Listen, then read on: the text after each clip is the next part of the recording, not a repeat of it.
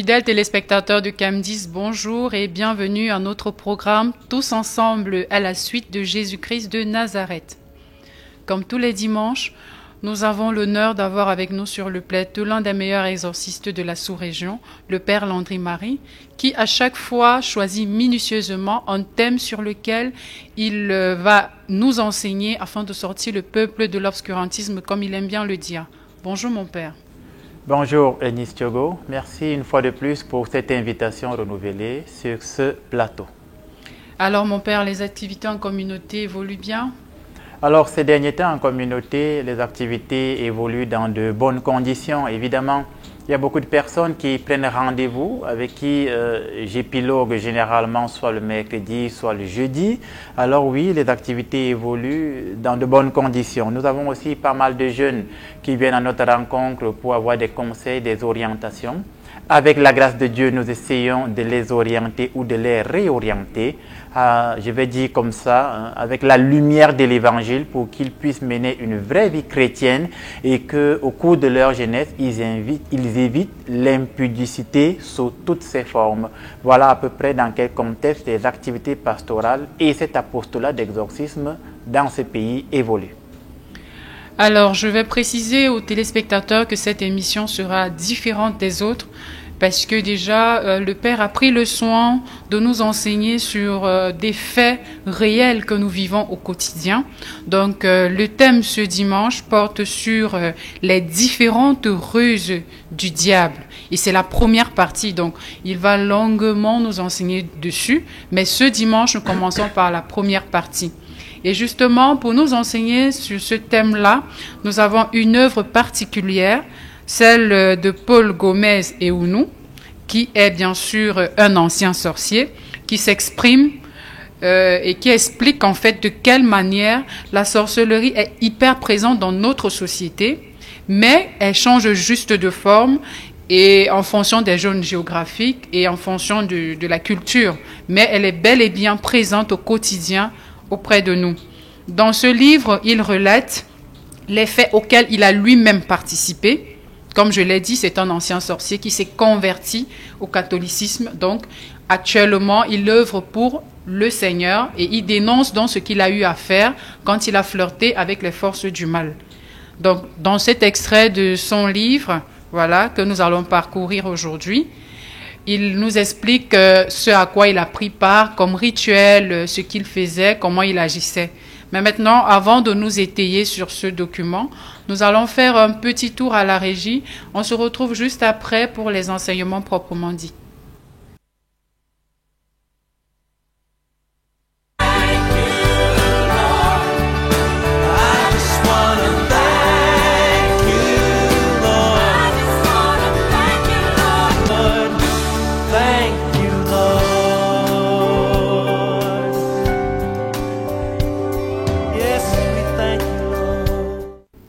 Voilà mon Père, ce dimanche, vous avez choisi ce recueil, justement pour nous enseigner sur le thème, sur les différentes ruses du diable.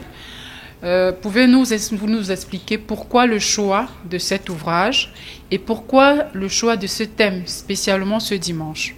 Alors oui, vous pouvez voir, le caméraman a zoomé, le titre c'est « De la sorcellerie à la lumière de Jésus-Christ de Nazareth ». Et comme moi, je suis quelqu'un qui lit beaucoup, j'ai voulu que les téléspectateurs, ils peuvent retenir le titre « De la sorcellerie à la lumière de Jésus-Christ de Nazareth ». J'ai voulu que nos téléspectateurs prennent conscience de quelque chose. Vous l'avez dit dans vos propos introductifs, que la sorcellerie est hyper présente dans la société. Le problème, c'est qu'en observant la manière dont l'évangile est diffusé dans les églises, j'ai réalisé que les gens viennent à l'église tous les dimanches et parfois même chaque jour de la semaine, mais rien ne change dans leur quotidien. Alors je me suis posé la question, pourquoi est-ce que rien ne change dans le quotidien de ceux qui se disent chrétiens pourtant qui côtoient nos églises? Et j'ai réalisé que c'est parce qu'ils ne prennent pas conscience du danger qui est présent dans la société. Alors comme je lis beaucoup, j'ai pris ce livre du frère Paul Gomez Eunu. Je rappelle que c'est un Ivoirien qui vit en Afrique de l'Ouest, comme vous l'avez dit. C'est un ancien sorcier. Alors ça m'a marqué et ça m'a parlé. J'ai voulu expliquer cela aux téléspectateurs. Pourquoi? Parce que nous allons voir ensemble dans certaines parties de ce livre, on ne peut pas l'étudier de manière in extenso, mais j'ai ciblé des parties particulières dans lesquelles il prend des exemples concrets. Il montre comment dans la sorcellerie, ils avaient le pouvoir de guérir des maladies incurables. Il montre comment dans la sorcellerie, ils avaient le pouvoir d'octroyer, je vais dire comme ça, la possibilité d'enfanter à une femme, c'est-à-dire une femme qui n'a pas eu d'enfant. Il montre comment ils procédaient. Il montre comment un jeune qui a eu des diplômes, une formation, qui ne trouvait pas un emploi, comment eux, ils procédaient pour lui donner un emploi. Et il explique ensuite quel était le lien qu'ils établissaient avec ces gens et dans quelle mesure ce lien leur serait négatif, nocif, soit dans les semaines, soit dans les jours à venir ou à l'instant dans leur vie. Alors j'ai voulu que nous puissions épiloguer dessus afin d'éveiller les uns et les autres et qu'ils prennent conscience que quand je vais à l'église et que j'écoute l'évangile de Jésus, c'est un évangile qui est vivant. Dans Hébreux 4.12, on dit vivant et efficace est la parole de Dieu. J'ai voulu que les gens prennent conscience que la parole de Dieu est vivante et efficace et c'est pour ça qu'elle combat la sorcellerie au quotidien. Il va même parler à un moment donné de l'hypnose pour montrer que l'hypnose fait partie de la sorcellerie et il pousse le bouchon loin et il rappelle qu'il n'y a aucun féticheur guérisseur qui ne travaille pas avec le diable, donc qui ne travaillait pas avec eux. Voilà, hein, j'ai un peu mis de l'eau dans le moulin. C'était pour préparer les téléspectateurs à ce sur quoi nous allons épiloguer. Voilà pourquoi j'ai choisi ce livre, pour éveiller les gens, mais surtout qu'ils prennent conscience que la sorcellerie est hyper présente dans les sociétés, hyper présente dans la rue, hyper présente chez les marabouts, mais également hyper présente dans les familles. Et c'est ce sur quoi nous allons épiloguer. C'est pourquoi le titre, c'est les différentes ruses du démon. C'est ce sur quoi nous allons échanger ce dimanche. D'accord, merci mon père pour ce petit aperçu déjà. Alors, je vais expliquer aux téléspectateurs comment nous allons procéder. Déjà, dans le livre, vous allez remarquer qu'il y a différents thèmes qui sont élaborés. Donc, on va lire l'extrait qui explique ou alors démontre clairement peut-être une action posée par le frère dans la vie d'un fidèle ou de quelqu'un qui allait à la rencontre d'un féticheur. Donc, sans plus tarder, après avoir parcouru le livre, le premier sujet qui a attiré notre attention, le premier thème qu'il a abordé, c'est le rôle des féticheurs dans les activités de la sorcellerie. Donc, en un, il parle du rôle du féticheur dans les activités de la sorcellerie. Je vais vous lire là un petit extrait. Et après cet extrait-là, le père pourra nous dire un petit mot, pour nous dire comment se comporter face à cette situation. Alors, l'extrait, il est de la page 40. Et dans cet extrait, le frère Paul Gomez et Ounou nous dit « Le fétiche peut être simplement une bague, une queue d'animal, un masque, une statue, des ossements humains ou d'animaux, un canari ou tout autre objet pouvant servir de représentation selon les activités et les attributs de l'esprit commandeur. Ainsi, cette représentation symbolique sert d'empreinte de l'esprit afin de se faire connaître par les autres esprits. Le fétiche devient alors un objet de communication pour les esprits et les sorciers. Mon père, quand on écoute ce petit extrait, on se demande bien que peut-on retenir du rôle du féticheur? Alors, merci de me passer la parole. Vous l'avez dit, nous allons évoluer comme ça en sous-thème. Je rappelle que nous n'étudions pas toute l'œuvre pour ceux qui sont à la maison, mais j'ai choisi des extraits, comme la communicatrice a dit tout à l'heure, des extraits qui mettent en avant des aspects particuliers de la sorcellerie de façon manifeste et pas de façon latente. Alors là, vous avez lu un extrait qui parle du rôle, vous l'avez dit, du féticheur et des fétiches.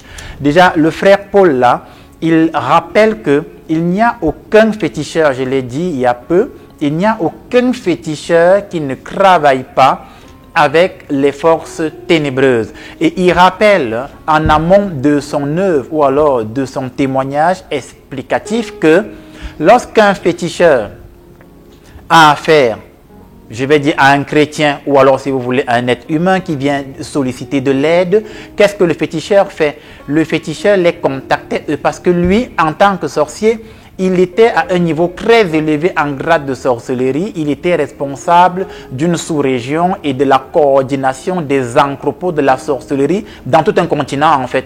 Donc le féticheur les contactait, eux particulièrement, lui qui avait toute une tribu. Et ce sont eux qui écoutaient la demande du féticheur, qui posaient des conditions de sacrifice. Le féticheur, je vais dire, retransmettait ces informations. Et lorsque celui qui est venu demander de l'aide, le solliciteur comme il l'appelait, remplit les conditions, alors eux, lui, le frère Paul Gomez et son équipe, ils apportaient, je vais dire, la puissance mystique et ténébreuse au féticheur qui la transmettait sous forme de fétiche à celui qui venait.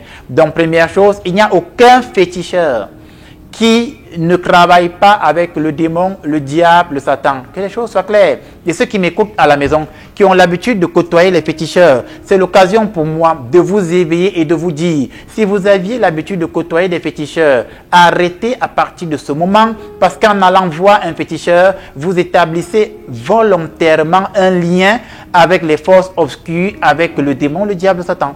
Donc, il n'y a aucun féticheur qui ne travaille pas avec les forces obscures. Maintenant, il a parlé de la problématique des fétiches et il a dit que le fétiche peut être une queue d'animal, peut être une bague, peut être des ossements humains, peut même être des goumettes et tout ça. Le fétiche, c'est quoi? Il l'a dit tout à l'heure. Le fétiche est un objet dans lequel il met, ou alors le sorcier met une puissance mystique et ténébreuse.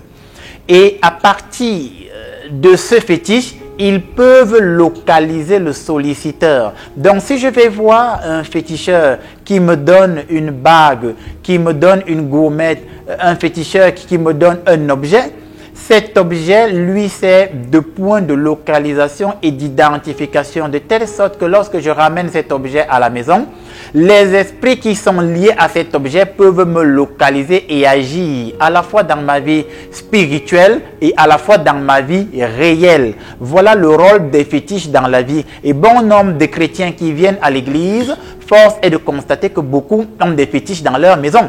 Je parle ici de ceux qui vont voir les marabouts, les sorciers, les féticheurs. Ils se reconnaissent à l'instant où je parle. Et vous avez le devoir, au moment où vous écoutez cette émission, de décrire vos fétiches. Osée 4.6, il est écrit « Mon peuple périt faute de connaissance ». Voilà pourquoi je vous enseigne afin que vous changiez.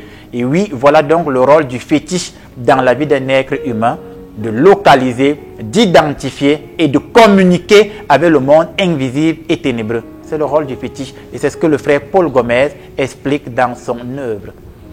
Justement, mon père, pour étayer cela, il y a un petit extrait là. Il dit « Lorsque le féticheur vous remettra un canari, une bague, une statue ou tout autre objet, sachez que cela constitue un réseau de communication, une porte d'entrée pour les esprits. » Alors, ça veut dire, mon père, que ces fétiches dont il parle sont en fait réels. En effet, c'est des fétiches qui ne sont pas spirituels, c'est des objets qui ne sont pas invisibles à l'œil nu, effectivement. C'est des objets qui sont réels, qui sont visibles, perceptibles, palpables. Donc, et il explique que ces fétiches sont des réseaux de communication. Ça, c'est très important de prendre conscience que le fétiche est lié à un réseau de communication ténébreux. En d'autres termes, le fétiche est aussi un peu comme une antenne qui émet des ondes. Et ça émet des ondes sur une autre antenne qui est reliée à une autre antenne et qui va rentrer dans ce qu'ils peuvent appeler leur commandement central. Et le commandement central, c'est un peu comme le siège de la sous-région ou de la région de la sorcellerie. Et à partir de là, le fétiche que vous avez à la maison leur donne des informations réelles sur votre vie, sur votre position, sur votre état. Et à partir de ces informations relayées par le fétiche, ils peuvent vous localiser à tout moment, à tout endroit et ils peuvent advenir dans votre maison selon leur bon vouloir. Parce que étant un réseau de communication, c'est aussi comme l'équivalent d'une porte d'entrée ou de sortie. Voilà donc un peu le rôle du fétiche qui sont effectivement réels dans la vie quotidienne et dans la société. D'accord, merci mon père. Alors en parcourant par exemple la page 41, il y a également un fait qu'il a relaté qui a attiré notre attention. Il dit Je me souviens que j'avais l'habitude d'utiliser certaines âmes comme chevaux dans mes balades. J'ai même utilisé des âmes comme tapis princiers. Tout ceci pour vous dire que par ignorance, vous êtes réduit à l'état d'objet dans le monde invisible. Alors quand on écoute ceci, mon père, on se demande bien comment est-ce que c'est possible pour un homme de disposer d'autant à sa guise, voilà, des âmes humaines. Comment est-ce que c'est possible? Voilà, c'est une très bonne question, non? Le frère Paul, hein, un ancien grand sorcier, il explique préalablement que ce qu'il appelle disposer de l'âme humaine, c'est l'esprit humain. Alors il explique préalablement, parce qu'on n'a pas lu l'œuvre ici, moi je l'ai lu, donc j'explique le contexte. Il dit que ceux qui viennent solliciter de leur aide, à partir du moment où tu acceptes leurs conditions, volontairement, c'est comme si tu établissais un contrat, un pacte, un lien avec eux. Et à partir du moment où tu établis un lien avec eux, un contrat avec eux et que tu as signé, vous avez donné votre accord, votre fiat, ce que vous ne savez pas, c'est que avec cette acceptation, vous leur permettez non seulement d'avoir accès à vos activités, mais aussi vous leur permettiez d'avoir accès à vous, à votre être. Et quand on parle de votre être, on parle ici du corps, de l'âme et de l'esprit. Et donc, il rappelait que tous ceux qui sont donc en contrat avec nous, on avait l'autorisation, parce qu'ils nous l'ont donné inconsciemment, d'utiliser leur esprit et d'aller opérer ailleurs. C'est pourquoi le bon sorcier, quand il va faire une attaque mystique et ténébreuse, il va revêtir un visage qui n'est pas le sien. Et il peut revêtir le visage d'un frère, d'une sœur, de mon oncle, de ma tante. Alors que mon oncle et ma tante ne sont pas des sorciers, mais lui, il peut revêtir leur image. Si mon oncle et ma tante, quelque part, ont déjà eu à côtoyer des féticheurs, donc ça leur donne l'autorisation d'avoir accès à l'esprit de certaines personnes et ils utilisent cet esprit parfois comme masque ou alors pour se confondre, soit dans les rêves, soit à travers une vision. Donc quand il dit qu'il disposait des âmes, c'est des gens qui avaient établi volontairement des liens avec eux. C'est ça qu'il faut souligner en rouge. Voilà ce que je pouvais apporter comme explication pour nos téléspectateurs. D'accord, mon père. En continuant à parcourir le livre, il a également longuement expliqué sur le rôle des masques dans la sorcellerie. Oui. Parce que de nos jours, nous avons des masques à la maison comme des décorations. Oui. Pour ceux qui ignorent. C'est vrai qu'il y a également peut-être des masques qu'on peut nous donner au village après la tradition, les funérailles. On nous donne un masque qu'on met à la maison. Aussi, même ceux qui vont consulter les féticheurs peuvent rentrer avec des masques. Donc là, il a expliqué le rôle des masques dans la sorcellerie. Je vais lire le petit extrait. Voilà, il dit « Croyez-moi, les masques sont une inspiration satanique que reçoivent les concepteurs de la part de Satan en personne pour installer son autel, afin de mieux agir sur les biens et les personnes. » Donc voilà ce qu'il dit dans l'extrait. Maintenant, mon père, lorsqu'il parle de masques comme inspiration satanique, que devons-nous comprendre? Alors, lorsqu'il parle de masques comme inspiration satanique, nous devons comprendre au sens du témoignage du frère Paul Eono. Je rappelle, parce qu'il y en a qui vont s'insurger à la maison. Je rappelle, pour ceux qui viennent de nous prendre de court, le frère Paul Gomez écrit une œuvre pour expliquer ce que lui, il faisait dans la sorcellerie en tant qu'ancien sorcier. Et pas des moindres, un grand maître sorcier. Et en tant que grand maître sorcier, il dit, il n'y a pas de masque qui ne soit pas d'inspiration satanique. Donc nous devons comprendre que les masques, au sens de leur origine spirituelle, sont d'inspiration ténébreuse. Et ça, ce n'est pas le père Langry-Marie qui le dit, c'est un ancien sorcier qui le dit, qui a été dans le monde ténébreux et mystique et qui fabriquait ces choses qu'ils envoyaient dans le monde visible afin que les gens les achètent, et quand ils les ont achetées inconsciemment, ça réagit dans leur vie. Donc, il veut nous faire comprendre que nous devons nous méfier des représentations de masques sous toutes leurs formes, parce que ces représentations de masques, étant d'inspiration diabolique, ont un rôle ténébreux dans la vie d'un être humain ou d'un chrétien, ou je vais dire d'une personne lambda. Et à travers ce masque, le sorcier est capable d'agir de façon claire, automatique dans ma vie. Voilà ce qu'on doit retenir. Et c'est pourquoi je mets en garde toutes les personnes qui vont dans les foires. Parce que quand on parle de foire, il y a beaucoup de cultures qui se rencontrent et qui se brassent. Et quand je vais dans une foire, je dois faire attention à ce que j'achète. Et tu as dans des foires des masques qu'on vend. Moi, j'ai été quelque part dans une foire. Je ne vais pas citer. Et il y a quand même à la foire des masques, parfois on vend, mais le masque ressemble au Junju Calabar. C'est-à-dire que quand tu regardes le masque, il est flippant, il est effrayant. Et il y a des gens qui achètent ces masques et les mettent chez eux. Et inconsciemment, ils ne savent pas que justement parmi ces masques, beaucoup et pour la plupart sont d'inspiration démoniaque et satanique. Et ce masque sera à l'origine de beaucoup de leurs malheurs et ils n'en ont même pas conscience. Voilà ce que le frère Paul Gomez essaie de nous faire comprendre par cet extrait de texte. Alors mon père, en continuant de lire, il va plus loin. À un moment donné, il parle même des images. D'accord. Des images que nous connaissons tous au quotidien, que nous avons même dans nos maisons en tant que chrétiens. Donc je vais lire l'extrait. Ici, il dit « Cependant, sachant que Satan a constaté que bon nombre de personnes ignorantes se procurent des images, alors il a lui aussi conçu et réalisé par ses acolytes des images afin de toujours agir sur l'homme en général. Ces images ont le même objectif et les mêmes attributs que les masques dont j'ai parlé.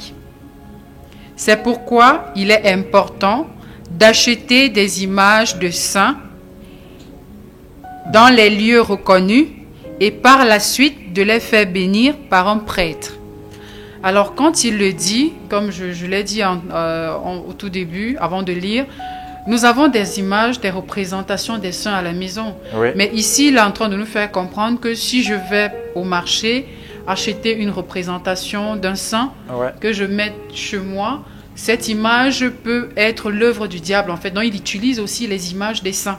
Maintenant, c'est à se demander, mon père, cet ancien sorcier-là, donc il y a des images des saints qui n'en sont véritablement pas. Exactement. C'est exactement ce que le frère Paul Gomez essaye d'expliquer. Et c'est bien pour ça que je continue de dire que notre émission a pour but de sortir le peuple de l'obscurantisme. Alors j'explique ou alors je réexplique en détaillant. Le frère Paul, il dit, le diable, qui est leur grand maître, s'est rendu compte que dans les églises, il y a des représentations de saints. Ça, il ne nie pas. Et qu'est-ce que le diable va faire? Il va copier. Je rappelle ici que la copie, je vais dire, du diable, on la retrouve dans le livre de l'Apocalypse. Et dans le livre de l'Apocalypse, pour ceux qui vont lire l'Apocalypse, on va voir que le diable va copier la Trinité. Parce que dans une émission ici, lorsque j'avais parlé du chiffre 6, 6 et 6, et j'avais expliqué un peu le symbole 6, 6, 6, je ne reviens pas dessus, mais j'avais fait comprendre que dans le livre de l'Apocalypse, il y a le dragon rouge-feu, la première bête. Donc la queue balaie le tiers des étoiles du ciel qui minimise la création de Dieu et c'est pourquoi sa queue balaie le tiers des étoiles du ciel. Il minimise la création et cette bête, le dragon rouge-feu, on l'appelle l'anti-père, celui qui est contre le père. Et la bête, le dragon rouge-feu, il va prendre la moitié de son pouvoir, il va donner à la bête de la mer et l'autre moitié de son pouvoir, il va donner à la bête de la terre. Et les deux autres bêtes vont sortir et parmi les deux autres bêtes, il y a l'anti-Esprit Saint et il y a l'anti-Fils. Et dans l'Apocalypse, le diable copie la Trinité pour montrer que Dieu qui dit qu'il est le Père, le Fils et le Saint-Esprit, moi-même, je suis croix aussi comme Dieu. Voilà ce que je voulais dire, non? Et c'est ça que le frère Paul Gomez explique. Le diable copie ce qu'il trouve d'être, je vais dire, d'une certaine authenticité dans la spiritualité. Il copie pour apporter la confusion et pour déployer la perdition des âmes. Alors oui, le diable a constaté qu'il y a des images de saints dans les églises. Et ces images de saints sont même vénérées. Qu'est-ce qu'il fait? Il a donc commencé à copier lui aussi des images de saints qu'il propose dans le monde visible. Et les gens vont acheter ces images qu'ils amènent chez eux. Et le frère dit, ces images ont le même rôle que les masques. Et je rappelle que les masques ont pour rôle d'observer ce que vous faites, de vous localiser et et d'établir un réseau de communication avec toute la communauté de sorciers de la zone, de telle sorte que ce que vous faites est visible et est connu de toute la communauté de sorciers qui vous observe. C'est le rôle des masques. Et les images des faux saints qui sont copiés ont le même rôle. Et quand il parle ici des images de faux saints, c'est ces images de Jésus, de Marie, de Joseph, de l'Esprit Saint, des anges et des archanges. Oui, il y a des mauvaises images de Jésus, de l'Esprit Saint, de Joseph, de Marie. C'est ce que je veux dire. Je ne suis pas en train de dire que toutes ces images sont mauvaises. Ce n'est pas ce que je dis. Mais ce que j'explique, c'est qu'il y a des mauvaises représentations de Jésus, de Marie, de Joseph et même des anges. Et ces mauvaises représentations, vous devez vous en éloigner. C'est pourquoi il a dit, vous devez prendre des images de saints dans des lieux appropriés, peut-être dans une procure par exemple. Et moi, Père Langry-Marie, je ne vais pointer aucune église du doigt, mais je connais des églises, je connais des paroisses ici à Yaoundé où tu entres, tu vois une image, cette image-là qui est une image de saint, en fait c'est une antenne de sorcellerie dans l'église. Moi, j'en connais, je ne vais pas citer. Je suis déjà entré dans des églises, j'ai vu ça, l'Esprit du Seigneur m'a montré. Je veux sortir les gens de l'obscurantisme afin que vous preniez conscience que toutes les images de saints ne sont pas bonnes. Et le débat est clos à ce niveau. Et c'est un ancien sorcier qui le dit. Ce n'est pas le Père Langry, c'est un ancien sorcier qui le dit. Osée 4:6, mon peuple périt faute de connaissance. Les gens doivent donc être vigilants sur les images de saints, mais surtout sur l'origine des images des saints en question. Voilà ce que le frère dit. D'accord, merci mon père pour ces explications. Alors mon père, nous avons actuellement dans la société africaine en général, camerounaise en particulier, un fléau, je vais le dire ainsi, un principal problème que rencontrent beaucoup de femmes dans leur foyer. C'est le problème d'enfantement. Donc il y a des femmes une fois mariées, dès qu'elle a passé 2 années, 3 années, 4 années, voire même 5 ans sans enfanter, elle commence à faire l'objet des moqueries, du rejet par sa belle famille, parfois même par son mari, parce que son foyer se retrouve menacé. Il lui dit « tu ne me sers à rien, j'ai besoin d'enfants et tu ne m'en donnes pas ». Et il y a même des cas où c'est sa propre famille aussi, par exemple ses sœurs qui se mettent à la pointer du doigt, elle n'enfante pas parce qu'elle a fait ci, elle a fait ça.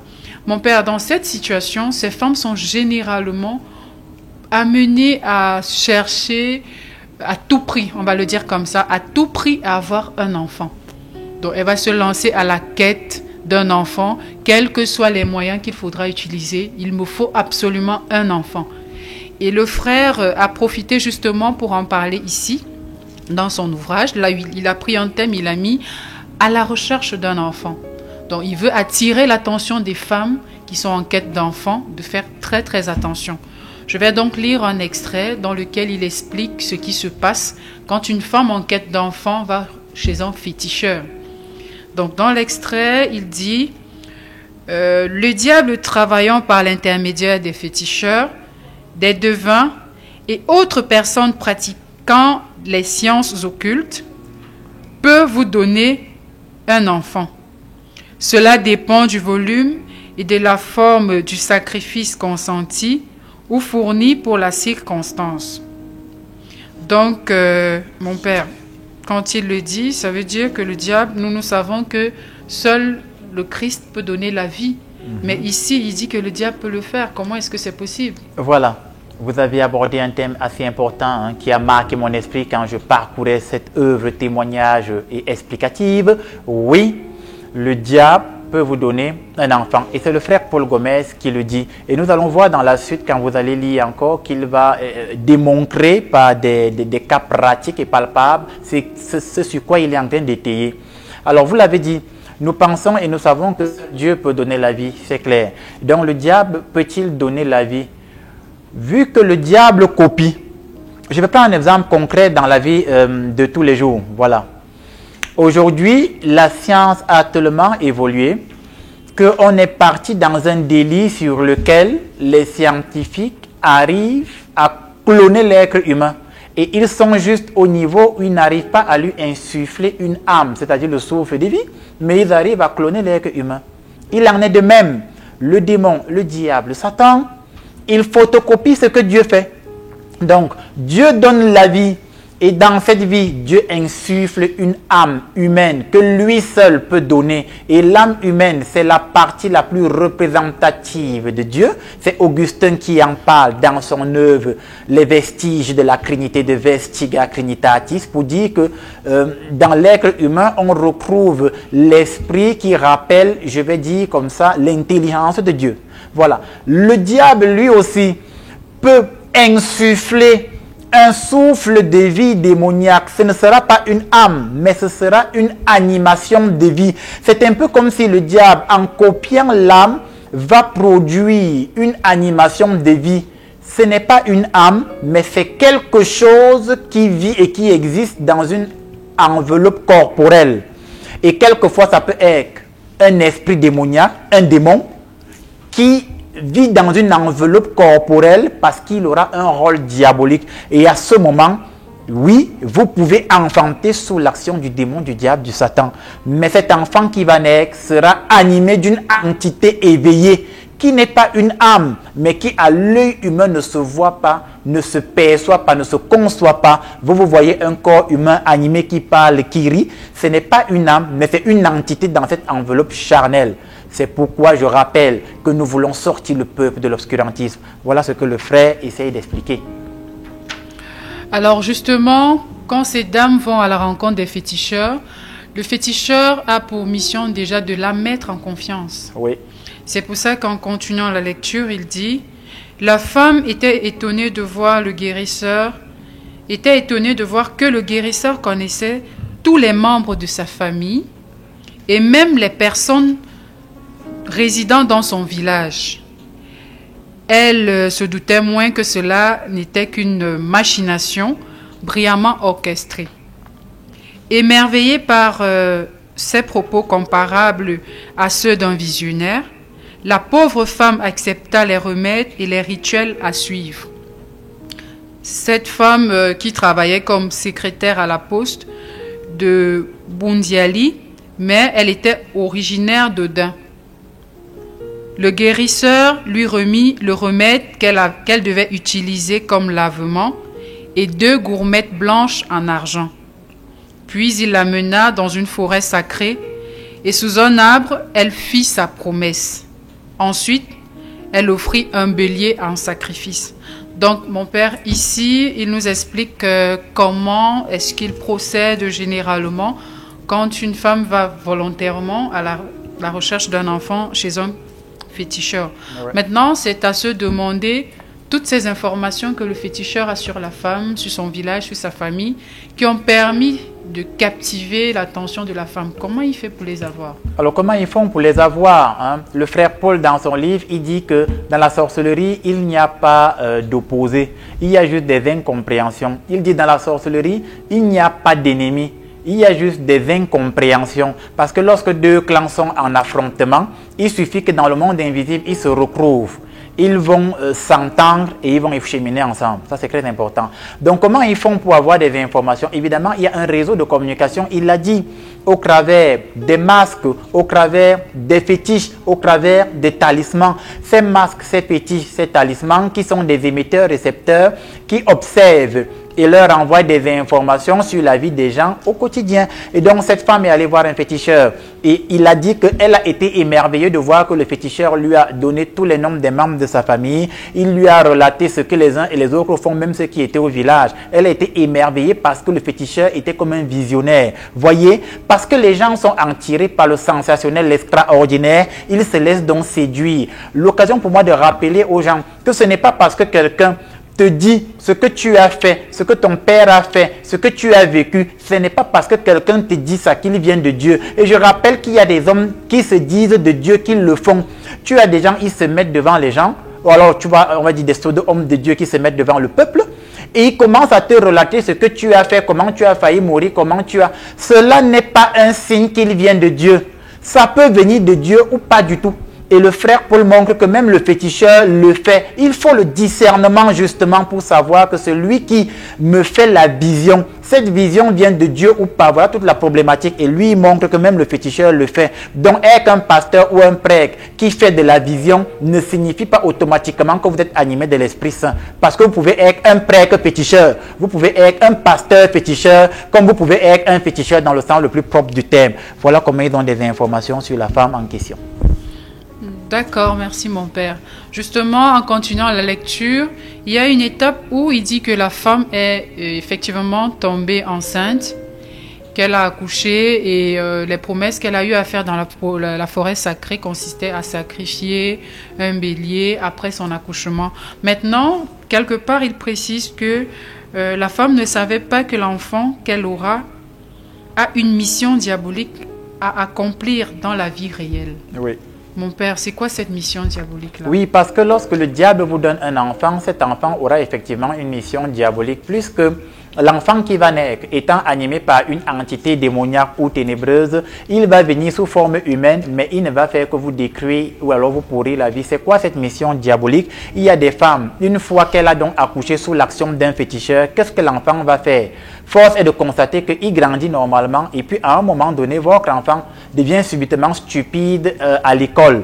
Et il va vous faire dépenser d'école en école pendant des années sans jamais se recadrer. Ou alors, votre enfant naît et il commence à développer de plus en plus des maladies qui sont de plus en plus croissantes et de plus en plus qui tirent vers des maladies incurables. Vous vous retrouvez donc en train de dépenser exagérément. Plus l'enfant grandit, plus ses maladies s'aggravent et plus vous dépensez. Ça veut dire que sa mission diabolique est de vous ruiner financièrement et de s'assurer et de s'arranger à ce que votre argent ne permet que vous ne puissiez rien bâtir de concret dans votre vie pour la gloire de Dieu. Il va vous pourrir la vie. Tu as même des enfants qui sont venus par le biais des féticheurs qui vont provoquer la séparation dans les couples. Ça veut dire qu'à cause de l'enfant, l'homme et la femme se séparent finalement parce que c'est cet enfant qui, dans la nuit, fait des incantations dans la maison pour détruire l'harmonie du couple. Et l'homme et la femme, à un moment donné, se séparent sans savoir que c'est cet enfant qui a produit la séparation. Voilà quelques exemples de la mission diabolique que ces enfants jouent dans les familles et beaucoup vivent cela au quotidien au Cameroun et en Afrique. Voilà ce que je pouvais dire à ce sujet. Dans ce cas, chère dame, quelle que soit la situation, quelles que soient les moqueries, quelles que soient les railleries que vous rencontrez dans les belles familles, au quartier, au bureau, en famille ou même avec votre époux, la solution, c'est pas d'aller vers le féticheur, mais c'est d'aller vers un véritable serviteur de Dieu qu'il pourra intercéder pour vous afin que la volonté de Dieu s'accomplisse dans votre vie. Tout à fait, tout à fait. Alors mon père, on va continuer. Le frère a également touché un point assez sensible, une fois de plus, dans la société africaine et camerounaise. Le point ici, c'est le taux de chômage qui est assez élevé. D'accord. Donc nous avons des jeunes diplômés, qui ont des diplômes professionnels, académiques, mais au sorti de la fin de formation, ils se retrouvent sur le marché de l'emploi, ils postulent à gauche, à droite, ils ne trouvent pas de boulot. Ouais. Ils essuient, ils vont de rejet en rejet.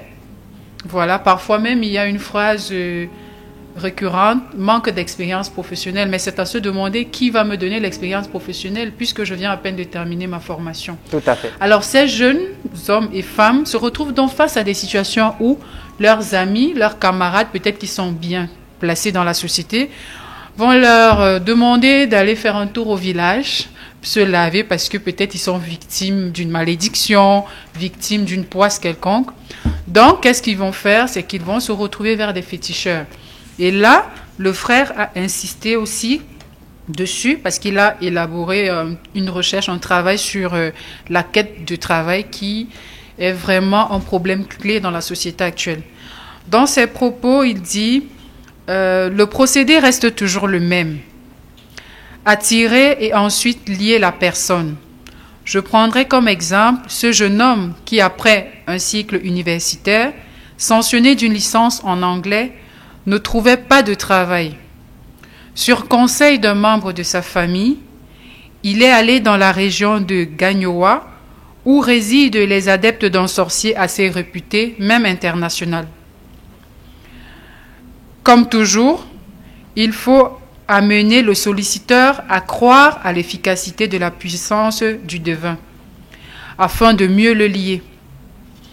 Alors le jeune homme accepta les termes du contrat, qui consistait à donner une maudite somme de 10 000 francs, un pagne rouge et 3 coqs. Amené sur les lieux du dit sanctuaire où siège l'esprit agissant lui-même, le jeune, par une demande, fit ses promesses et ainsi il accepta le contrat. Et c'est là que j'interviens en allant chercher ce qu'il avait demandé. Oui. Donc, mon père, le cas du garçon qui cherchait un emploi est atypique puisque c'est notre quotidien. Il ne travaillait pas. Et comment aurait-il donc dû procéder pour trouver du travail? Alors, comment il aurait dû procéder? On y répond rapidement, vous l'avez dit. Hein. Jean 14, 6, il est écrit « Je suis le chemin, la vérité et la vie hein. ». C'est Jésus qui en parle dans Jean 14, 6. Donc, ce que ce jeune aurait dû faire, c'est se mettre en prière.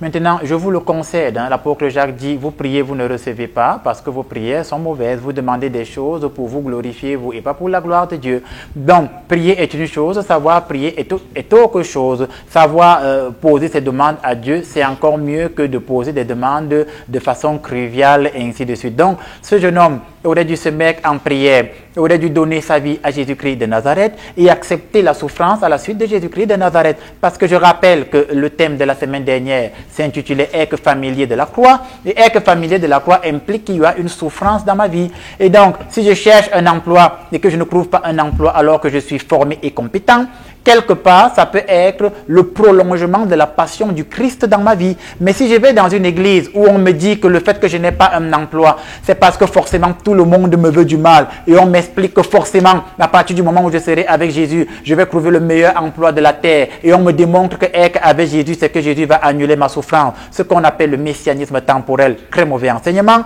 Forcément, ces jeunes-là vont commencer à croire que à partir du moment où je suis à la suite de Jésus, je vais forcément trouver un emploi, je serai forcément directeur général quelque part d'une entreprise. Ce qui est faux et très faux. Donc ce jeune aurait dû se mettre à la prière, en esprit et en vérité à la suite de Jésus, parce que Jésus a dit qu'il est le chemin, la vérité et la vie. Voilà ce que je pouvais apporter comme éclaircissement. D'accord, ça veut donc dire, mon père, que là, nous invitons tous les jeunes face à cette situation à se mettre résolument à la prière, à surtout éviter les féticheurs, car un peu plus loin en lisant le texte, le jeune a retrouvé du travail. Il a commencé à travailler comme interprète dans une organisation internationale, sauf qu'il a constaté que son salaire ne lui était pas d'une grande utilité parce qu'il allait de dette en dette. De dette en dette, il dépensait tout. Donc, chers jeunes, mettons-nous à la suite de Jésus-Christ de Nazareth afin que ces grâces puissent se manifester dans nos vies. Alors, c'est ça que le frère Paul dit justement, parce que vous l'avez dit, même si on n'a pas lu l'extrait du texte, je peux rapidement épiloguer dessus. Il va expliquer que finalement, le jeune en question, va, qu'est-ce que je vais dire? Le jeune en question, il va avoir un emploi, il sera un interprète, mais à la fin du mois, il va aller de dette en dette. Ça veut dire que son salaire ne lui servira à rien parce que le frère Paul va dire que l'argent doit retourner à celui qui le lui a donné, et qui le lui a donné, c'est le diable par l'engrenage du féticheur. Donc c'est un jeune qui va travailler dans une société d'interprétariat international et à chaque fin du mois, il ne pourra que remettre les dettes avec son salaire et il commence le nouveau mois avec de nouvelles dettes parce qu'effectivement, il a eu cet emploi par le démon, le diable, Satan. Voilà ce qu'on pouvait apporter comme explication sur tous ces extraits de textes en cette émission concernant le frère Paul Gomez Euno. Alors, étant donné que le temps nous est imparti, nous allons arrêter là ce dimanche. Nous allons continuer avec les autres thèmes dimanche prochain. Justement, mon père, dans votre désir acharné de sortir le peuple de l'obscurantisme, il vous arrive souvent de faire des petites vidéos d'enseignement où vous encouragez les chrétiens, le peuple, des personnes qui sont face à certaines situations de la vie. Donc, sur votre page YouTube, nous avons retrouvé un extrait d'un enseignement que vous avez fait sur la gratitude. Nous allons le partager avec les téléspectateurs qui pourront déguster et je pense que ça pourra leur faire un très grand bien. On se retrouve juste après ce petit enseignement.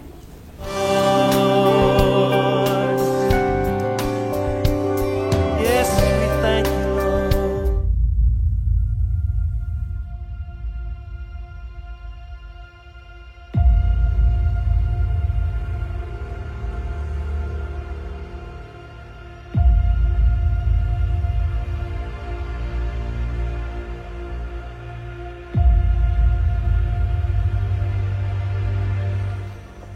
quelquefois nous pensons qu'il nous manque véritablement quelque chose.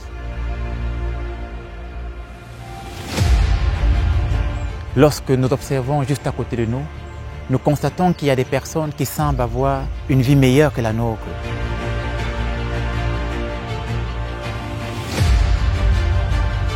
Ils sont plus riches, plus intelligents, plus chanceux.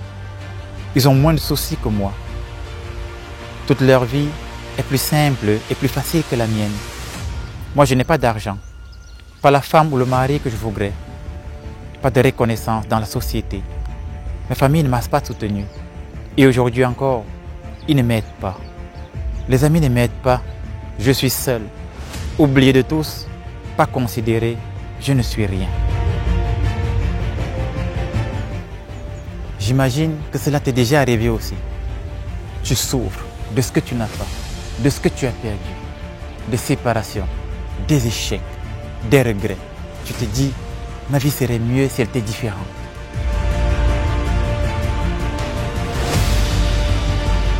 Et lorsque tu fais ça, tu ressens toute ton attention sur ce qui te dérange.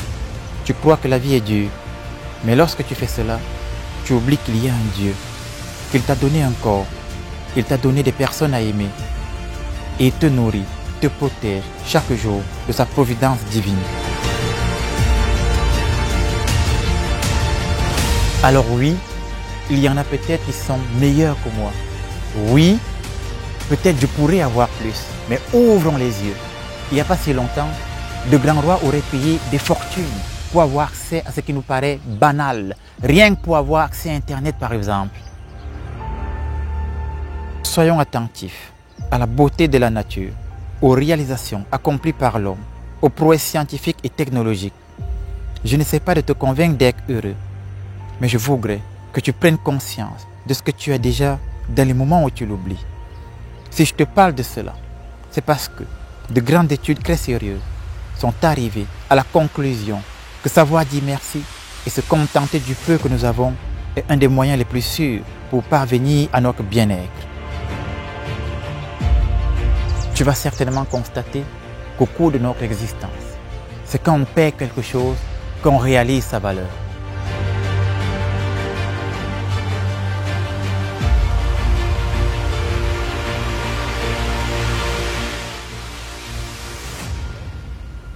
Alors c'est ça la solution? Faut-il perdre ce qu'on a pour l'apprécier? Imagine que là, tout de suite, tu perds la vue ou que tu aies un accident qui te paralyse pour le reste de ta vie. Comment te sentirais-tu? Et imagine ceux qui vivent dans cette situation. Maintenant imagine que 2 ans après, on t'annonce que tu retrouves la vue ou que tu es guéri de cette paralysie. Honnêtement, ce ne serait pas le plus beau jour de ta vie? Eh bien, j'ai une bonne nouvelle pour toi. Ce que tu as cru perdre, tu l'as aujourd'hui. Alors stop à tous ces mensonges qui nous animent et qu'on ose croire. Stop aux regrets qui me font croire que c'était mieux avant. Stop aux comparaisons qui me font croire que ce serait mieux autrement. Stop à l'impatience qui me fait croire que ce sera mieux plus tard. Et apprenons à dire merci au Créateur pour le don gratuit de la vie. Puis-je te demander de fermer les yeux, de visualiser les personnes déjà présentes dans ta vie, pour qui tu ressens de l'affection, de l'amour. Prends le temps de les visualiser, chacun de leurs visages, leur expression, leur regard et même le son de leur voix. Retrouve ces souvenirs où ces personnes t'apportent de l'amour à travers un regard, un geste, une attention, une parole. Tu peux aussi te souvenir de ces moments où ta vie et ton cœur étaient remplis d'amour à la vue d'une personne, d'un paysage. Cherche au fond de toi et retrouve cet amour qu'il y a déjà en toi. Tu peux ouvrir les yeux et sache que tu mérites de t'aimer tel que tu es et que tu le réalises ou non. Tu es aimé toi aussi. Et réaliser ce qu'on a, c'est honorer Dieu dans sa vie, qui à chaque étape t'a protégé, t'a nourri, a veillé sur toi, a essuyé tes larmes et continue de te tenir la main.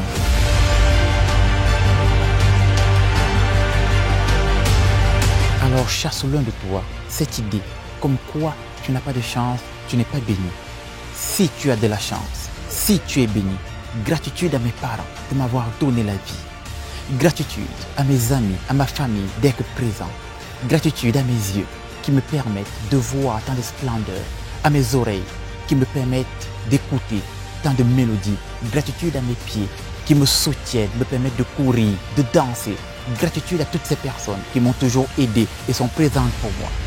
Tu n'as peut-être pas toutes ces choses que j'ai citées, mais tu en as au moins une. Et rien que ça, combien ça vaut? Proche de toi, dans ton quotidien, et il y a aussi toutes ces choses si précieuses qui peuvent te paraître banales aujourd'hui. Merci d'avoir l'eau courante, l'électricité, un toit, des vêtements. Merci à tous ces inconnus qui participent par leur simple présence à rendre notre vie meilleure. Aujourd'hui, je décide de dire merci à Dieu. Je décide d'ouvrir les yeux sur la chance que j'ai d'avoir la vie qui m'appartient. Je décide d'honorer Dieu pour tant de bienfaits depuis ma naissance. Et toi, s'il ne te restait que 24 heures à vivre, qu'est-ce que tu ferais? Alors, réalise la chance que tu as et profite de ta vie pleinement, chaque jour, comme si c'était le dernier, en rendant gloire à Dieu. Thank you, Lord.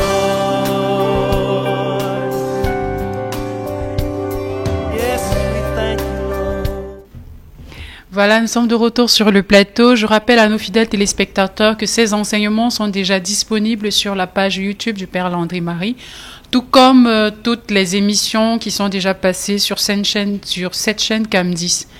Alors, pour toutes les personnes qui souhaitent entrer en contact avec le ministère du Père Landry, vous pouvez nous contacter sur le numéro qui s'affiche au bas de l'écran. Pour toutes les personnes qui ont des problèmes, des difficultés mystiques, des maladies dites incurables, des problèmes de santé en général, vous contactez le numéro qui s'affiche au bas de l'écran et l'assistant du Père pourra vous orienter pour un échange, un entretien, des messes, des prières, un suivi spirituel également si vous sollicitez. Alors mon Père, nous sommes arrivés au terme de notre échange de ce dimanche. Nous allons vous inviter à dire la prière pour nos fidèles téléspectateurs et également pour ceux qui nous regardent pour la première fois. Très bien, nous fermons les yeux, nous baissons la tête et nous prions. Seigneur, je prie pour toutes les personnes qui ont regardé ce programme, qui sont scotchées sur CAM10 Télévision à cet instant, en ce jour, en ce dimanche. Je prie, je commande et j'ordonne que l'influence des masques mystiques dans votre vie soit brisée au nom de Jésus-Christ. Je commande et j'ordonne que les totems et les talismans qu'on a plantés et implémentés dans votre maison soient brûlés par la puissance du Saint-Esprit. Je commande et j'ordonne que tous les liens mystiques que vous avez établis avec les féticheurs soient rompus maintenant au nom puissant et saint de Jésus-Christ. Ensuite, je commande et j'ordonne que si dans votre maison, il y a un esprit malin qui a pris forme humaine, qu'il sorte de votre lieu d'habitation et que la lumière, la paix du Saint-Esprit vous soit accordée au nom du Père, du Fils et du Saint-Esprit. Tout cela, c'est à toi, Jésus, que nous le demandons. Toi, Jésus, notre ami, toi, Jésus, notre frère, toi, Jésus, Dieu, aujourd'hui et à jamais. Amen. Alors, fidèles téléspectateurs, nous allons prendre rendez-vous pour dimanche prochain. Pour la suite de notre thème, ce sera la partie 2. La suite de les différentes ruses du diable. Et dimanche prochain, nous allons échanger sur la quête du pouvoir, le cas des politiciens, les chefs traditionnels, le cas des maladies incurables, des maris et des femmes de nuit. Donc, nous vous invitons à être présents au rendez-vous. Lorsqu'il sera 18h, nous allons continuer à échanger sur cet extrait du frère Paul Gomez et Ounou. Nous vous remercions déjà pour votre fidélité à la chaîne CAM10 et nous vous souhaitons un excellent dimanche. À dimanche prochain, s'il plaît à Dieu.